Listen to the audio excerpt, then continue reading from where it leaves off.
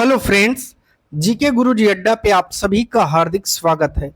प्यारे साथियों, लगातार आपका प्रैक्टिस सेट चल रहा है और आज हम लोग यूपी टेट में एसएसटी का एक बहुत बड़ा टॉपिक है जो आपके यहाँ तो सिर्फ एक लाइन लिख दी गई है कि दिल्ली सल्तनत की स्थापना, उनके कार्यकाल से संबंधित चीज़ें और उनका विघटन।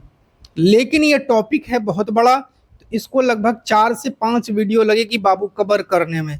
तो ठीक है, परेशान मत होइएगा, सारा टॉपिक आपको कवर करवाया जाएगा। UP TET 2026 SST paper 2 Delhi सल्तनत, महत्वपूर्ण वन लाइनर प्रश्नोत्तर। इनको हमने वन लाइनर फॉर्म में रखा है। चैनल का नाम है जीके गुरुजी अड्डा और विशेष अध्ययन सामग्री आपको दी जाएगी। आज के टॉपिक में हम लोग सिर्फ दिल्ली सल्तनत की स्थापना एवं कुतुबुद्दीन ऐबक और उनके वंश से संबंधित चीज़ों का अध्ययन करने वाले हैं। पहली बार जुड़े हैं तो सब्सक्राइब करिएगा, लेकिन तब जब वीडियो पूरा देख लीजिएगा, अच्छी लगे तब, अन्यथा मत करिएगा। ठीक है, चलिए। बाबू वन लाइनर फॉर्म में आप कहेंगे क्यों रखा है, पीवाईक्यू क्यों नहीं रखा है? देखिए, बहुत बड़ा है दिल्ली सल्तनत, समय का अभाव है, इसलिए पीवाईक्यू रखने का मतलब समय बहुत ज़्यादा लग जाएगा और वन लाइनर में कम समय में ज़्यादा चीज़ें हम आपको प्रोवाइड कर सकते हैं, इसलिए वन लाइनर हमने रखा है। बस आप कहानी की तरह इसको पढ़ते जाइएगा, पॉइंट टू पॉइंट क्वेश्चन आपको मिलते जाएंगे। और जैसे नगर है, प्रशासन है, ये सारी चीज़ें, इसके लिए एक अलग से वीडियो मैं लेके आऊँगा जिसमें कर व्यवस्था, नगर प्रशासन, केंद्रीकृत व्यवस्था, ठीक है, कौन कौन से विभाग हैं, ये सभी आपको अलग से नोट्स मिलेगी।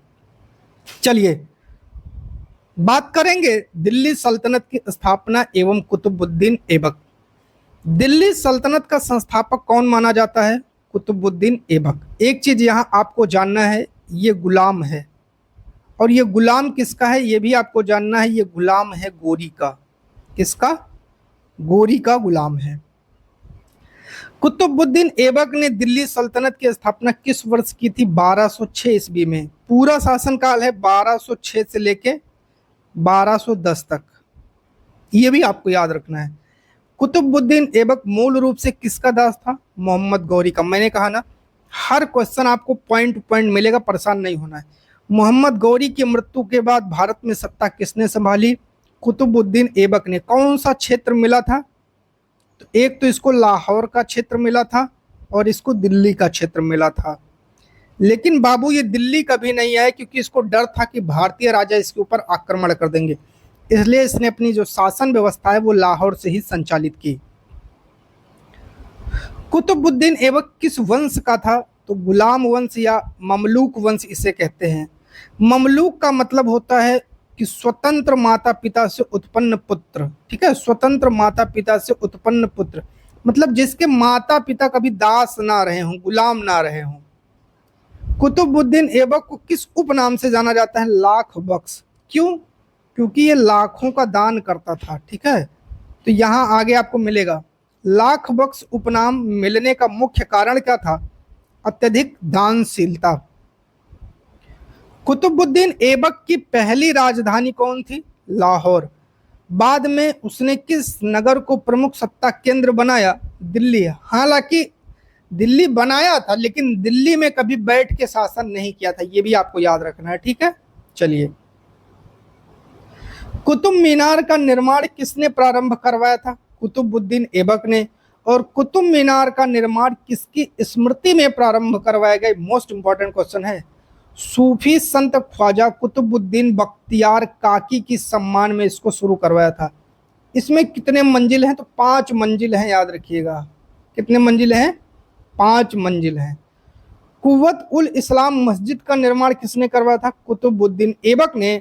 और कुव्वत उल इस्लाम मस्जिद कहाँ है? दिल्ली में है।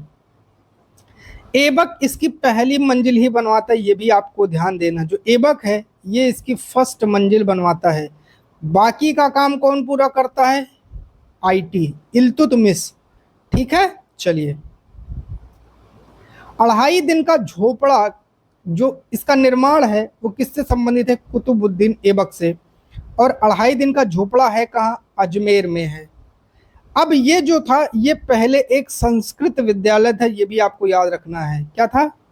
संस्कृत विद्यालय था। इसको तोड़ करके इसके ऊपर 2.5 दिन में एक झोपड़े का निर्माण किया गया, इसीलिए इसका नाम पड़ा 2.5 दिन का झोपड़ा। कुतुबुद्दीन ऐबक ने भारत में किस शासन प्रणाली की नींव रखी? तुर्की सल्तनत शासन प्रणाली की। ये तुर्क था। कौन था? तुर्क था, क्योंकि गोरी का गुलाम था और गोरी तुर्क था। कुतुबुद्दीन ऐबक के शासन काल में प्रशासन का मुख्य आधार क्या था? उसकी सैन्य शक्ति। कुतुबुद्दीन ऐबक ने किन क्षेत्रों पर अपना नियंत्रण मजबूत किया? दिल्ली, लाहौर और अजमेर।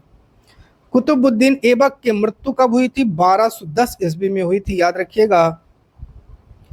कुतुबुद्दीन ऐबक की मृत्यु हुई कैसे थी? तो चौगान या पोलो खेलते समय घोड़े से गिर गया था, इस कारण इसकी मृत्यु हो गई। और इसको दफन कहाँ किया गया? इसका मकबरा कहाँ है? तो याद रखिएगा, लाहौर में। ठीक है, चलिए। कुतुबुद्दीन ऐबक के बाद गद्दी पर बैठता है आराम शाह। आराम शाह ने कहा मैं तो आराम करने के लिए ही हूं, और इसका 8 माह का शासन रहता है, याद रखिएगा। ये भी आपसे पूछा जा सकता है, केवल 8 माह का। आराम शाह का शासनकाल कैसा माना जाता है? अल्पकालीन और कमजोर। बस ऐसे याद रखिएगा, आराम शाह सिर्फ आराम कर रहा था।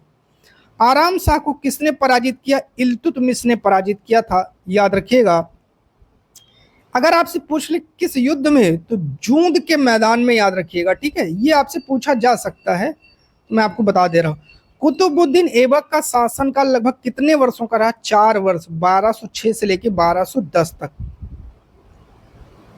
ऐबक के समय दिल्ली सल्तनत का सबसे बड़ा उद्देश्य क्या था? सत्ता का सुदृढ़ीकरण करना। कुतुबुद्दीन ऐबक ने किस विजेता की विरासत को आगे बढ़ाया? मोहम्मद गोरी की। और ऐबक के समय प्रशासन में तुर्क अमीर जो थे, उनकी क्या भूमिका थी? बहुत महत्वपूर्ण भूमिका थे। और कुतुबुद्दीन ऐबक को भारतीय इतिहास में किस रूप में याद किया जाता है? दिल्ली सल्तनत के प्रथम सुल्तान के रूप में, गुलाम वंश के संस्थापक के रूप में, ममलूक वंश के संस्थापक के रूप में याद किया जाता है। यूपी टेट की दृष्टि से कुतुबुद्दीन ऐबक से जुड़े 3 महत्वपूर्ण निर्माण कार्य कौन से हैं? कुतुब मीनार, कुवत उल इस्लाम मस्जिद और 2.5 दिन का झोपड़ा। 2.5 दिन का झोपड़ा कहाँ है? ये है बाबू अजमेर में। ये कहाँ है दोनों? ये दोनों हैं दिल्ली में। अब हम लोग पढ़ेंगे दिल्ली सल्तनत गुलाम वंश में इल्तुतमिश के बारे में पढ़ेंगे, बहुत इंपॉर्टेंट है। नीचे दिए गए सभी प्रश्न केवल इल्तुतमिश से संबंधित हैं और यूपी टेट सभी परीक्षाओं के लिए बहुत महत्वपूर्ण हैं। आप कोई भी वनडे एग्जाम दे रहे हो उसके लिए भी बेस्ट है ये। इल्तुतमिश किस वंश का था? गुलाम वंश या ममलूक वंश का था? इल्तुतमिश ने दिल्ली की गद्दी कब संभाली? 1211 में। इल्तुतमिश ने किसे पराजित करके सत्ता प्राप्त किया था? आराम शाह को। और इल्तुतमिश का पूरा नाम था शमसुद्दीन इल्तुतमिश। और इल्तुतमिश मूल रूप से किस जाति का था? तुर्क का।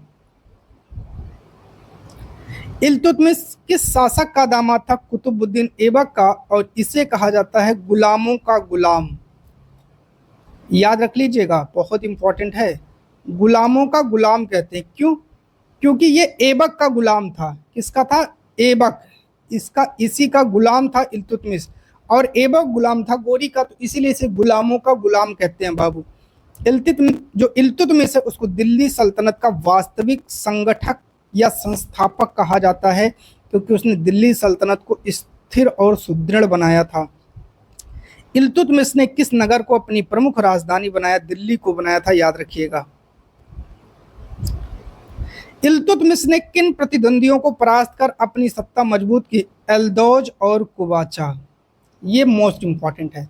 ठीक है, तराइन के बाद उत्तर भारत में तुर्की सत्ता को स्थिर करने का श्रेय किसे दिया जाता है? इल्तुतमिश को। और चहलगानी, या जिसे तुर्कान ए चहलगानी कहते हैं, इसकी स्थापना इल्तुतमिश ने किया था। इसमें 40 तुर्क सरदार होते थे, याद रखिएगा। चहलगानी में लगभग कितने प्रभावशाली अमीर शामिल थे? 40। इल्तुतमिश ने इक्ता व्यवस्था को क्या रूप दिया? एक संगठित प्रशासनिक रूप दिया, याद रखिएगा। इक्ता का प्रशासन किसके हाथ में होता था? तो इक्तादार या मुफ्ती। और इल्तुतमिश ने कौन सा चांदी का सिक्का जारी किया? टंका। और ये कितने ग्रेन का होता था, जरा आप लोग कमेंट करिएगा। इसका जो ग्रेन है वो आप लोग कमेंट करिएगा। इल्तुतमिश ने कौन सा तांबे का सिक्का जारी किया? जीतल।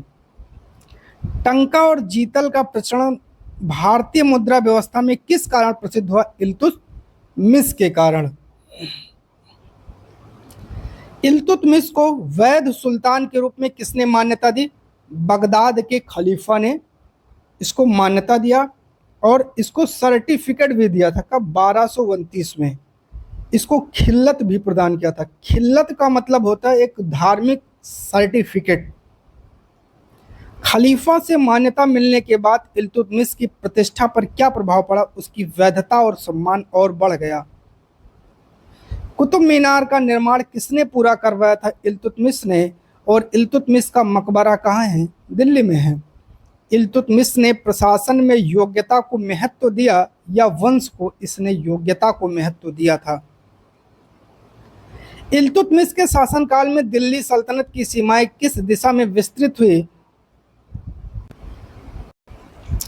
उत्तर भारत के अनेक क्षेत्रों तक। ठीक है। इल्तुतमिश ने बंगाल पर पुनः नियंत्रण स्थापित किया या नहीं? बिल्कुल किया था। और इल्तुतमिश ने सिंध क्षेत्र पर अपना प्रभाव स्थापित किया था या नहीं? बिल्कुल किया था। इल्तुतमिश के शासन काल में मंगोलों का खतरा किस कारण उत्पन्न हुआ? चंगेज खां के अभियान के कारण और 1221 ईस्वी। सन भी याद रख लीजिएगा। ठीक है। इसका जो योग्य पुत्र है महमूद, वो मारा जाता है, याद रखिएगा। इल्तुतमिश ने चंगेज खां से प्रत्यक्ष टकराव से बचने की नीति अपनाई थी या नहीं? बिल्कुल अपनाई थी। इल्तुतमिश ने किस राजकुमारी को अपना उत्तराधिकारी घोषित किया? रजिया को। इल्तुतमिश की सबसे योग्य संतान उसकी बेटी रजिया थी और इसकी मृत्यु 1236 में हो गई इल्तुतमिश की। इल्तुतमिश के बाद प्रारंभ गद्दी पर कौन बैठा? रुकनुद्दीन फिरोज। रुकनुद्दीन फिरोज शाह एक अल्पकालीन और कमजोर शासक था। इल्तुतमिश के समय दिल्ली सल्तनत की प्रशासनिक नींव किस रूप में मजबूत हुई? एक केंद्रीकृत शासन के रूप में। और इल्तुतमिश ने राजस्व व्यवस्था को संगठित किया या नहीं? बिल्कुल किया था। इल्तुतमिश ने सैन्य प्रशासन को सुदृढ़ बनाया या नहीं? बिल्कुल बनाया था। और इल्तुतमिश के शासनकाल में दिल्ली का राजनीतिक महत्व बढ़ा या घटा? इसके समय में बहुत ज़्यादा बढ़ गया था। इल्तुतमिश को गुलाम वंश का सबसे सक्षम शासक माना जाता है या नहीं? बिल्कुल माना जाता है। इल्तुतमिश ने दिल्ली सल्तनत को विघटन से बचाने में महत्वपूर्ण भूमिका निभाई या नहीं? बिल्कुल। और यूपी टेट की दृष्टि से इल्तुतमिश की 3 प्रमुख उपलब्धियां क्या थी? चहलगानी का गठन, टंका और जीताल का प्रचलन, एकता व्यवस्था का सुदृढ़ीकरण। इल्तुतमिश को भारतीय मध्यकालीन इतिहास में किस शासक के रूप में विशेष स्थान प्राप्त है? दिल्ली सल्तनत के वास्तविक संगठक और सुदृढ़ प्रशासक के रूप में। अब हम लोग दिल्ली सल्तनत में रजिया सुल्तान से संबंधित टॉप 41 लाइनर क्वेश्चन देखने वाले हैं। रजिया सुल्तान किस वंश की शासका थी? गुलाम या ममलूक वंश। रजिया सुल्तान 1236 में गद्दी पर बैठी और रजिया सुल्तान इल्तुतमिश की पुत्री थी। इल्तुतमिश ने अपना उत्तराधिकारी किसे घोषित किया था? रजिया सुल्तान को। रजिया सुल्तान जो है ये दिल्ली सल्तनत की पहली महिला शासिका थी, याद रखिएगा। रजिया ने शासन करते समय स्वयं को किस उपाधि से संबोधित किया? सुल्तान। रजिया ने सुल्ताना की उपाधि क्यों नहीं अपनाई? क्योंकि वह स्वयं को पूर्ण शासक मानती थी, केवल शासक की पत्नी नहीं। रजिया के शासनकाल की शुरुआत 1236 से होती है और कब तक? 1236 से 1240 तक। ये भी आपको याद रखना है। रजिया के शासनकाल का अंत 1240 में। रजिया ने शासन की कुल अवधि लगभग 4 वर्ष। रजिया के सत्ता में आने का सबसे अधिक विरोध किसने किया? तुर्क अमीरों ने किया, क्योंकि वो नहीं चाहते थे कि एक महिला शासक बने। रजिया ने प्रशासन में योग्यता को प्राथमिकता दी या वंश को इसने योग्यता को दिया था? और रजिया ने किस अबिसिनियाई अधिकारी को उच्च पद पर नियुक्त किया था? जमालुद्दीन याकूत को। ये घोड़े पर बैठाता था रजिया को और इससे प्रेम की खबर उड़ी थी। याकूत किस पद पर नियुक्त था? अमीर ए आखूर, शाही अस्तबल का प्रमुख था। याकूत की उन्नति से कौन असंतुष्ट था? तुर्क अमीर। रजिया ने खुले दरबार में प्रजा की शिकायतें सुनी या नहीं? बिल्कुल। रजिया ने पर्दा प्रथा है उसका कठोर पालन किया या नहीं? बिल्कुल नहीं किया। रजिया प्रायः किस प्रकार के वस्त्र पहनकर दरबार में आती थी? पुरुषों या शासकों की तरह शाही वस्त्र पहनते थे। रजिया के समय प्रशासन में महिलाओं की भूमिका पर क्या प्रभाव पड़ा? महिला नेतृत्व की क्षमता का उदाहरण प्रस्तुत किया। भटिंडा का सूबेदार कौन था जिसने रजिया के विरुद्ध विद्रोह किया था? मलिक अल्तुनिया था। रजिया को किसने बंदी बनाया था? अल्तुनिया ने, और बाद में रजिया से विवाह भी किया था अल्तुनिया ने।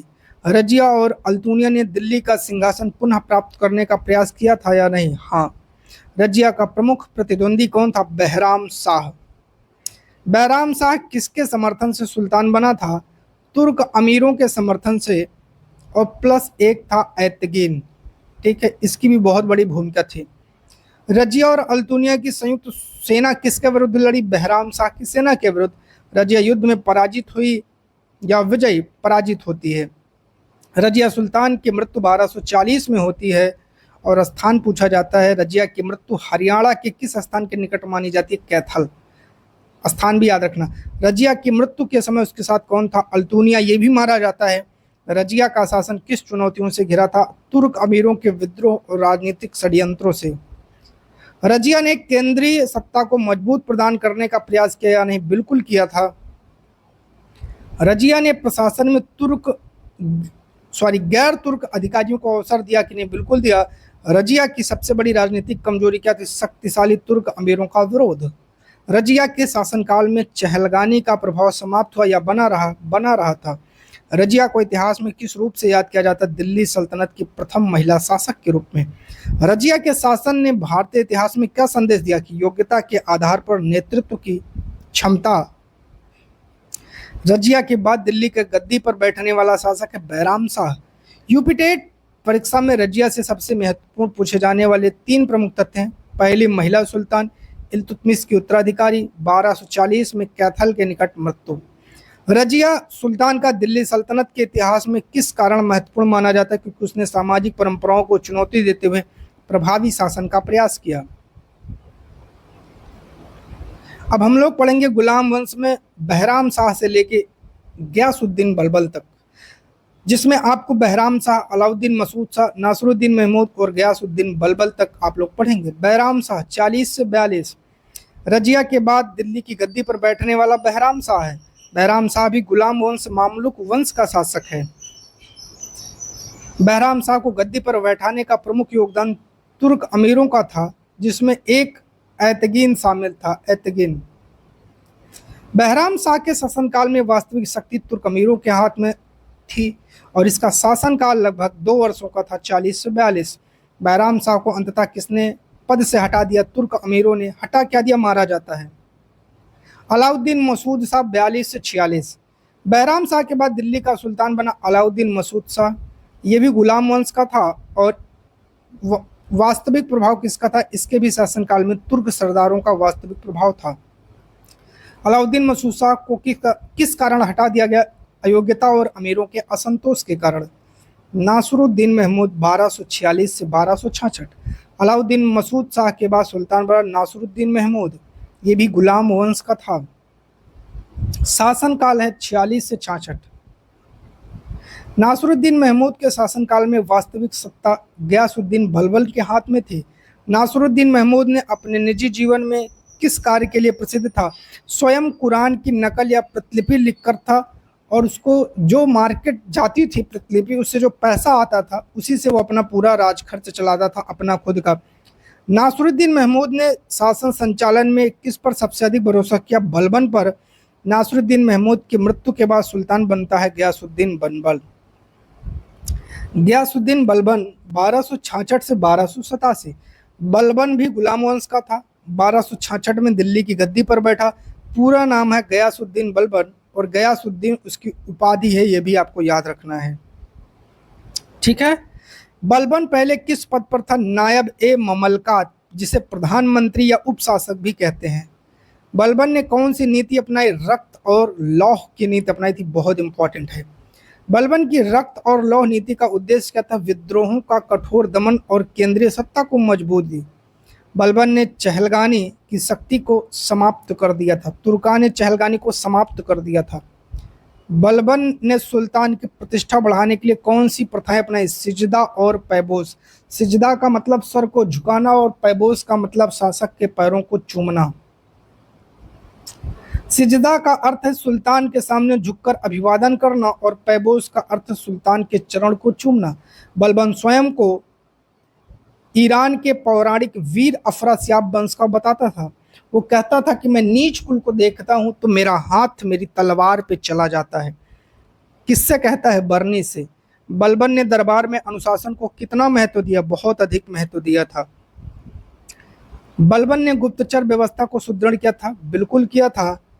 और गुप्तचर व्यवस्था के लिए बलबन जाना ही जाता था। इसका अधिकारी होता था वरीद, वरीद होता था। बलबन के गुप्तचर किस उद्देश्य से नियुक्त किए थे? अधिकारी और प्रांतों की निगरानी के लिए। बलबन ने मेवात के विद्रोह के विरुद्ध क्या नीति अपनाई? कठोर सैन्य दमन किया था। बलबन ने डाकुओं लुटेरों के विरुद्ध कैसा रवैया अपनाया? अत्यंत कठोर रवैया अपनाया था। बलबन ने सीमाओं की सुरक्षा के लिए उत्तर पश्चिम सीमा पर दुर्ग भी बनवा दिया था। दुर्ग का निर्माण, किला बनवा दिया, मतलब दुर्ग का निर्माण कराया था। बलबन के शासनकाल में सबसे बड़ी जो खतरा दिख रहा था बाहर से, वो था मंगोलों का। बलबन ने मंगोल आक्रमणों का प्रभावी ढंग से सामना किया? नहीं, बिल्कुल किया था। बलबन ने न्याय व्यवस्था को सख्त बनाया? नहीं, बिल्कुल बनाया था। बलबन ने अमीरों के अत्यधिक प्रभाव को कम किया था या नहीं? बिल्कुल उसको समाप्ति कर दिया था। बलबन के पुत्र का नाम था मोहम्मद। राजकुमार मोहम्मद की मृत्यु मंगोल आक्रमण में हुई थी। और पुत्र की मृत्यु के बाद बलबन पर क्या प्रभाव पड़ा? हुआ अत्यंत दुखी। ये थोड़ा सा मिस्टाइप हो जाता है, दुखी। बलबन ने प्रशासन में योग्यता को महत्व दिया या वंश को? उसने योग्यता को महत्व दिया था। बलबन ने सुल्तान के पद को दैवीय गरिमा का पद माना कि दैवीय सत्ता से मिला है? बिल्कुल। बलबन ने दरबार में हंसी मजाक और प्रोत्साहन करने दिया था या नहीं? क्यों? क्योंकि बलबन, लोग कहते हैं कि छोटा था, इसलिए इसने हंसी मजाक पर रोक लगा दिया था। बलबन की मृत्यु 1287 में हुई। बलबन के बाद गुलाम वंश का कौन शासक बना? कैकुबाद। और कैकुबाद के शासनकाल में केंद्रीय सत्ता मजबूत हुई या कमजोर? बहुत ज्यादा कमजोर हो गई थी। गुलाम वंश का अंतिम शासक है कैकुबाद, और गुलाम वंश का अंत 1290 में हो जाता है। और गुलाम वंश के बाद दिल्ली सल्तनत पे जिस वंश का शासक हुआ वो है खिलजी वंश। तो याद रखिएगा बलबन, ठीक है, बलबन आता है, कैकुबाद आता है, इसमें एक नहीं है, क्यूमर्स आता है, ठीक है। तो याद रखिएगा ये सभी शासक जो हैं वो बलबन के क्रम में आते हैं। तो बहुत डिटेल में आपसे नहीं पूछेगा, यूपी टेट में सामान्य पर्चे पूछेगा, इसलिए बहुत डीप नहीं गए हैं। जहां जहां डीप जाने की जरूरत थी हमने डीप में जाके आपको पूरा एनालिसिस कराया है। अब ये पूरा सेशन आपको कैसा लगा कमेंट करके जरूर बताइएगा। बहुत बहुत धन्यवाद।